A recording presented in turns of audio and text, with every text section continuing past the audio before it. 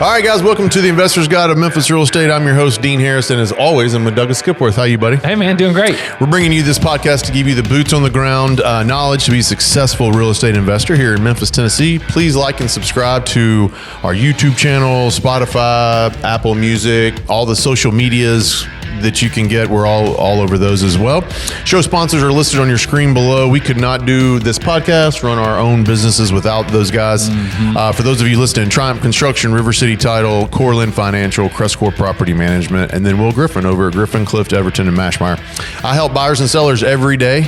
If you have any interest in buying or selling anything here in Memphis, Dean at CrestCore.com.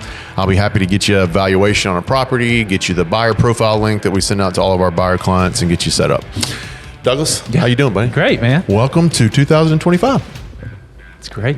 We're here. Good to be here. We made it. Made it again. Turn off my ringer here. We made it, and we are full of excitement and energy. And Yeah, man. I feel like this year is going to be a really good year from a transaction standpoint. There's consumer confidence that we haven't seen in a little bit. Yeah, so a little bit. I'm hoping that those are going to lead to some positive investments and positive things for the client base. Today, we're going to talk about this podcast. We're going to focus in on you are who you hang with. Yes. Yeah. And what I like that. Yeah, you are who you hang with, and it's a casual topic for a serious issue, I think, or a serious thing for you to consider. And I'll start. I'll go into it just a little bit. When I was a kid, my father used to always use the, you are who you hang with scenario to obviously try to guide you in the right direction. Right. Sometimes that worked, and a lot of times that didn't.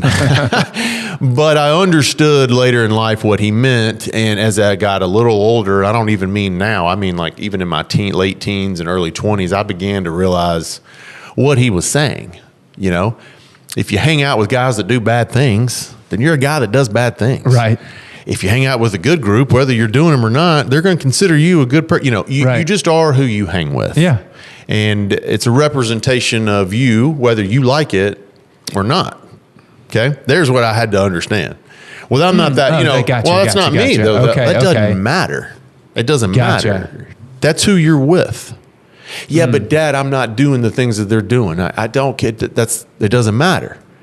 The perception is that his was on more perception as opposed to kind of the osmosis of you're going to inherit these traits and characteristics and behaviors. That's right. And it was a perception at first, but what he was probably deep down rootly worried about was that I was going to become. You do become what you think about. That's exactly right. So I think that's that's today's topic, and or the idea of our podcast today, and we're going to use that in our real estate terms and life. And there we go. How do we apply this with real estate? Which room do you choose, and what path do you follow? We've told this next one 100 times. Yeah, and we've challenged. We know men in our life and people that were friends and colleagues and either are or aren't now. We've challenged. You and I do this exercise almost to say, hey, like, what kind of person are we dealing with? But right. I always like to do, hey, I do this example or give this, it's a mental exercise, but hey, you pay $10,000 to go to a conference, a real estate conference. Yeah. Okay? You pay 10 grand. And when you walk into the main entrance of this conference, there's a big door to the left and a big door to the right. And the big door to the left is full of high energy investors that might have one or none. And they're just full of wanting to learn and high energy and clapping. And we're going to go do this. You can go into that room, and that's the conference room, right? And then over here on the right, there's a super, super low-key intimidating room that's full of savvy, long-term, experienced investors that likely don't have time for you and maybe don't care that you're there or not, right? Yeah. And each one of those, you're going to pay, and you have a choice of where you're going to go. You can only go in one. And we've known people before that had massive amounts of success in their life, But because where they were in their mindset, they wanted to go to that left side and get nothing from it. Right. But to serve themselves. Yeah. And then we've known the few that would choose that right side and would humble themselves. You might have. I mean, I know with my portfolio, that's where I'm going. Yeah. I don't care about any of that. I want to go over here where I'm going to learn, and I'm going to be the low man, and I'm going to pull energy and knowledge from experienced and savvy investors. So you've got to determine who you are and what you are as far as who you hang with. And although these new investors over on this side are not bad people and likely won't lead you astray as far as, doing bad things in life. Yeah. But the analogy is just that. I mean, they're going to lead you to nothing. They're going to provide you nothing but self-serving and patting on the back. And I'm going over here and I flexed. Or you could go over here and still pick up knowledge and pick up experience and pick up your $10,000. Right. Get the return on that investment. Get the return. You're not getting, you're paying to be the man over here for a weekend. Yeah. It's like, so. Interesting. Yeah, that's good. I like what you're saying, because I think I was reading a book, which we'll refer to, I think, later, but basically it says sometimes you have to lose to win. Right? Like when you're coming up playing pickup basketball. Yeah. Like you said, you can go down there and play kind of with the B team, or you can play up to the A team. That's right. And so who are you going to run with to make yourself better? You're going to try and scrap and scrape and get in a game with people who are better than you. Onto that. We didn't even talk about this. I played AAU basketball growing up, and we never scrimmaged and played teams our own age until it was tournament time. We always played, of course, because you want to get the crap out of us. Better. They kick us up and down the court. And it was in our same group and organization, but we would play a year and 2 years up all the time. And then when we go to tournament times, you do really well. We torch, you won, and you could have played people below you. Yeah, and beat the brakes off of them every time, but that did you no good. That's this analogy. You could go over here to these new folks in this new environment and feel great, man. Just come out of that whole weekend energized and all right. But you're nowhere further along in your real estate career. You're nowhere further mentally. You're no better. Yeah. Let's be honest. You hadn't been challenged to grow. And I think that's what new year, new challenge. Yeah. You are who you hang with. I think that's what you're kind of the challenge to your viewer is. That's right. You are who you hang with. It's a new year. How are you going to grow? How are you going to grow in 2025? And it's not going into your analogy there. It's not going in the room with people who are behind you. It's going where you're behind. Yeah. Even the equals. You got to be careful being in the equal room, because even in the equal room, there's some complacency that sets in, and you can get caught up into that. Sure. Yeah. That's good. I'm encouraging you to go far right. Go far right. I've got men in my life right now that are way more successful than I am. Yeah. That I am trying to, grab whatever I can from a business sense. Learn from them, emulate. That's right. Get advice. Just pick up scraps. I mean, their scraps are,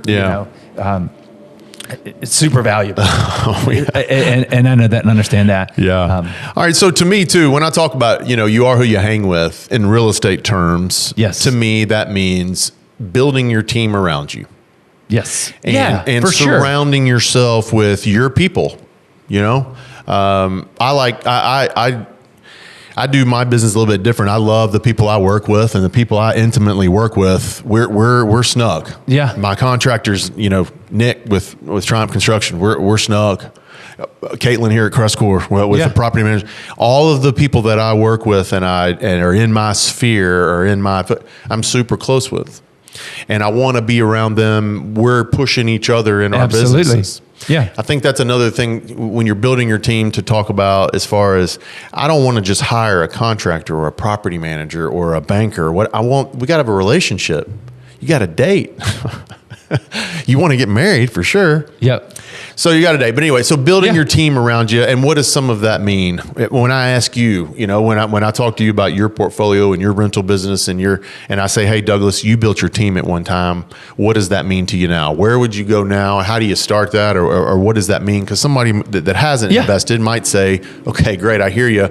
Property manager and a banker, what else could there be? Who else on your team, do you think about? Yeah. I mean, I think two things. One is like you think about those things. You think about the agent. You think about your property manager. You think about your contractor. Yep. You think about your banker, your financier, your hard money lender, whoever. Then there's the closing attorneys and the CPAs and your insurance guys. I mean, there's a lot of people on your team. But so filling that out is how do you go about filling that out? Mm-hmm. And it's you get somebody like yourself. Yep.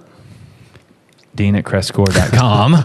And then you build on their referral network, the people that you're working with. I mean, that's how I started. It's like I knew a guy who introduced me to an agent who was a investment agent only. Yeah.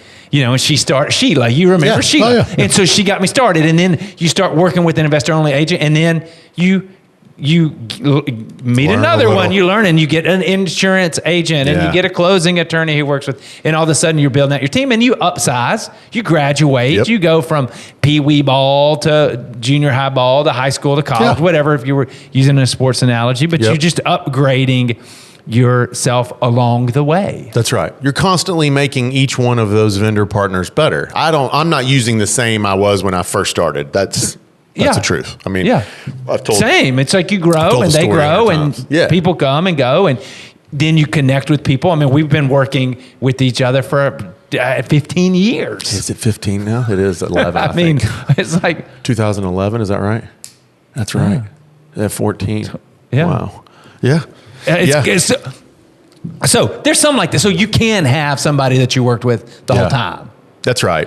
But it's rare, and people come and go. But you got to just keep. I mean, it's like keeping with the sports. It's like most athletes don't stay on the same professional sports team their whole career anymore. Very rare.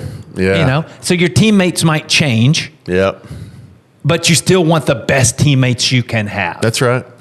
That's right. And I think your experience and your knowledge and your going through transactions and repetitions over the years help you build that, right? Yeah, that's right. And like you said earlier, too, you graduate from one to the other. Sometimes the needs of the company you're using, you just outgrow what they can provide you. So it's not even like, hey, they did a bad job. Sometimes it's just, hey, I'm outgrowing this process that we're doing, and you don't change processes, so you've got to keep moving. So it could be for like an investor out there that you're investing in another market, and now you choose to come to Memphis. Yeah.